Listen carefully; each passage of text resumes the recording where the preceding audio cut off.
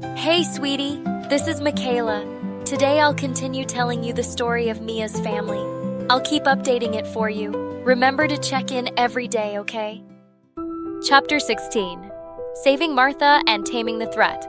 Mia quickly took out the first aid equipment from her backpack.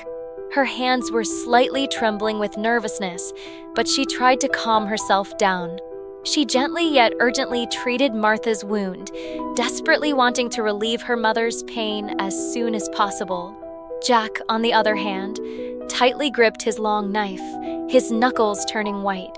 Standing side by side with the majestic, enlarged Gryphon, he stared intently at the spiky creatures with blazing eyes, as if proclaiming to them, "You won't get any closer."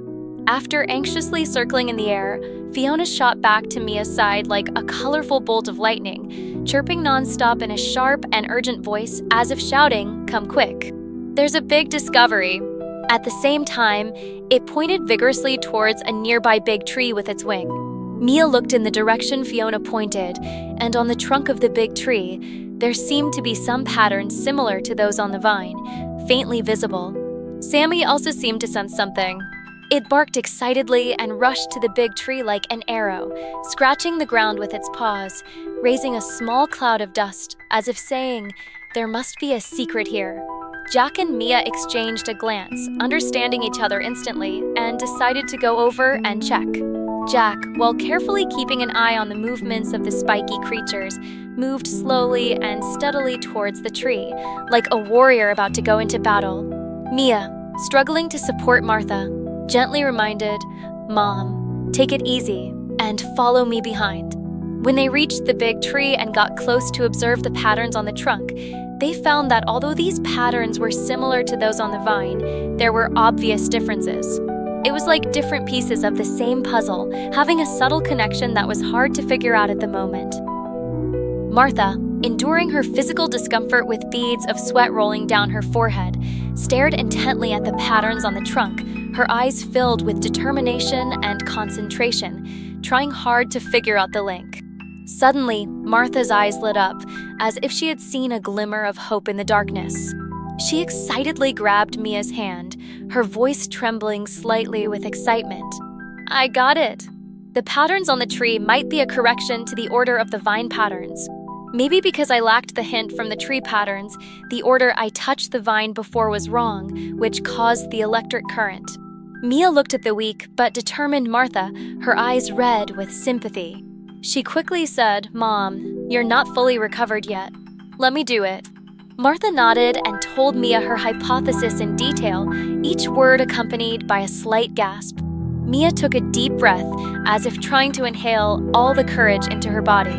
According to what Martha said, she combined the patterns on the tree and the vine and started touching the vine again.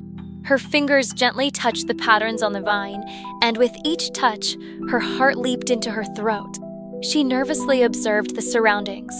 The spiky creatures also seemed to sense something. The originally restless ones no longer attacked as frantically as before. Instead, they quietly watched Mia's actions, and there was even a hint of curiosity in their eyes, as if they were also waiting for a certain result. When Mia touched the last pattern, time seemed to stand still for a second. Then, the vine emitted a soft glow. The light, like a blooming flower, gradually spread out and enveloped the spiky creatures. The spiky creatures' bodies trembled slightly, like wheat ears swayed by a gentle breeze. The confusion in their eyes gradually disappeared, replaced by docility. They no longer posed a threat to Mia's family. They turned around one by one and walked briskly into the depths of the tropical rainforest, leaving only the rustling sound of the leaves, as if telling the story of what had just happened. Mia's family finally let out a sigh of relief, and their tense nerves relaxed instantly. Jack encased his long knife, and Mia's hand supporting Martha loosened. However, they knew that this was just the beginning of their adventure on the mysterious island. Next, they still needed to explore deeper into the rainforest to find clues related to the artifact. In this rainforest full of unknowns, what else awaited them? Maybe around the next corner, there would be an unexpected mysterious mechanism, or they might encounter a group of even more peculiar creatures. Everything was full of suspense. Well, dear friends, that's where we'll conclude today's installment of the story. I truly hope you've been as captivated by it as I've been sharing it. If you've enjoyed this narrative so far, I'd be immensely grateful if you could show your support by hitting that like button. And here's a little tip for you to never miss out on the upcoming exciting chapters. Simply activate the subscription bell. In this way, you'll be promptly notified when I bring you the rest of this enthralling story tomorrow. So, stay tuned.